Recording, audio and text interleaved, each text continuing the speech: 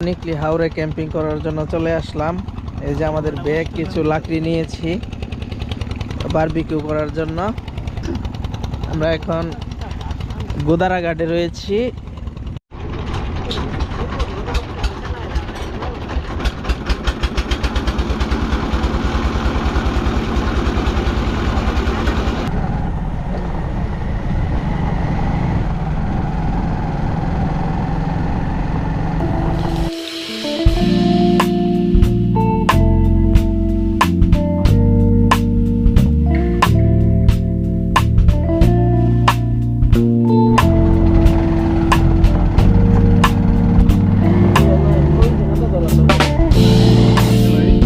আমরা এখানে কিছুক্ষণ বসে বিশ্রাম নিচ্ছি। আর এখানে এই যে দেখতে পাচ্ছেন আমরা বড়শি, ছিপ, এরপরে রুটি নিয়ে নিচ্ছি। আমরা মাছ ধরবো এখানে, তারপর দুপুরে ধরা মাছ দিয়ে আমরা দুপুরের খাবার খাবো।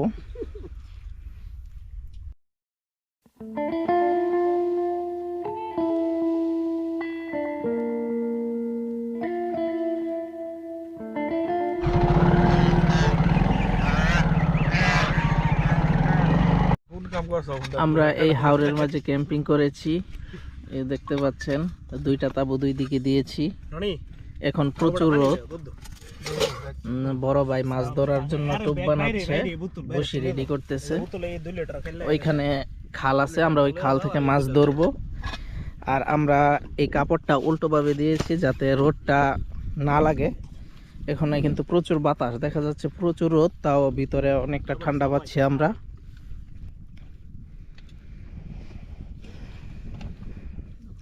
দেখতে পাচ্ছেন আমরা প্রতি বছর এখানে এসে ক্যাম্পিং করি। এখানে মূলত প্রতি বছর বসন্তকালের শুরুতে এই যে এখন যে সিজনটা, এই সিজনটাতে আমরা এখানে এসে ক্যাম্পিং করি। মূলত এই সময়টাতে পরিবেশটা অনেকটা সুন্দর থাকে। আমরা রাতের খাবার রান্না করেছি, রাতেও খিচুড়ি রান্না করেছি, যেহেতু এটা খুব সহজ। আমরা ভিতরে একটি লাইট ধরিয়েছি। আমরা এখন ক্যাম্পিং এর ভিতরে রাতের খাবার খাবো, তারপর সকালে এখান থেকে বের হয়ে মিঠা মনের উদ্দেশ্যে রওনা দিব।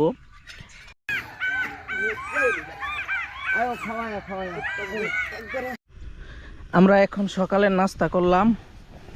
এক কৃষক ভাই সকালে দুধ দিয়ে গেছে, গাভীর দুধ। এখানে খেতে প্রচুর পরিমাণে গরু রয়েছে।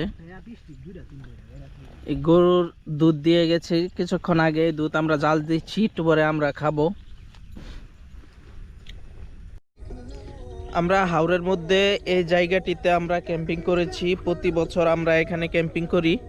তাছাড়া গত 2 বছর আমরা এখানে ক্যাম্পিং করেছি। এ নিয়ে এবার 3য় বছর। আমরা ইনশাআল্লাহ প্রতি বছর ক্যাম্পিং করার চেষ্টা করব অষ্টগ্রাম হাওরের মধ্যে। আপনারা যদি কেউ এখানে ক্যাম্পিং করতে চান তাহলে অবশ্যই আমি লোকেশনটা ম্যাপের মধ্যে দিয়ে দিব। আপনারা এখানে চলে আসবেন, ম্যাপ দেখে এই জায়গাটিতে আসতে পারবেন। এখানে স্থানীয়রা খুবই হেল্প করবে আপনাদেরকে। অবশ্যই স্থানীয়দের সাথে কথা বলে তারপর আপনারা ক্যাম্প করবেন।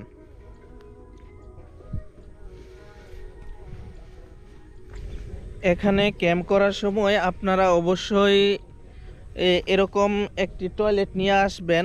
যদি না পারেন তাহলে আপনাদের ধান খেতে অবশ্য ফসল জমির মধ্যে আপনাদের কাজ সারতে হবে। এখানে যারা বসবাস করে তাদের মূলত টয়লেটটা তৈরি করতে পারে না, যেহেতু বর্ষাকালে এই জায়গাটি পানির নিচে থাকে, সবাই এখানে অস্থায়ী থাকে। অবশ্যই আপনারা টয়লেট নিয়ে এসে এরকম একটা টয়লেট নিয়ে আসবেন। আসার পর এখানে গর্ত করে আপনারা এখানে টয়লেটের কাজ শেষ করে তারপর আপনারা গাতাটা আবার ভরে এখানে চলে যাবেন। তাছাড়া এখানে কেউ আসবেন না, তাহলে মোটামুটি আপনারা বিপদে পড়বেন। আমরা যখন প্রথমবার এরকম টয়লেট ছাড়া আসছিলাম তখন এখানে ঝামেলায় পড়েছিলাম। আপনারা যদি আসেন তাহলে অবশ্যই নিজস্ব টয়লেট ব্যবস্থা নিয়ে আসবেন। এখানে কোনো পাবলিক টয়লেট পাবেন না। ক্যাম্পিং থেকে চলে যাওয়ার সময় অবশ্যই কোনো প্লাস্টিক বা কোনো আবর্জনা আছে কিনা অবশ্যই চেক করবেন। কোনো ময়লা কোনো রেখে যাবেন না। আমরা এখানে প্রত্যেকটা ময়লা আবর্জনা এখানে আগুন ধরে পুড়িয়ে দিয়েছি, মানে কেউ যাতে বুঝতেই না পারে এখানে কোনো ময়লা ছিল। শুধুমাত্র কাঁচা সবজিগুলো পড়ে আছে, আপনারা হাওরে ক্যাম্পিং করার পর এখানে অবশ্যই ভালো করে পরিষ্কার করে যাবেন, যাতে পরবর্তীতে অন্য কেউ আসলে এটা পরিবেশটা খারাপ দেখতে না মনে হয়।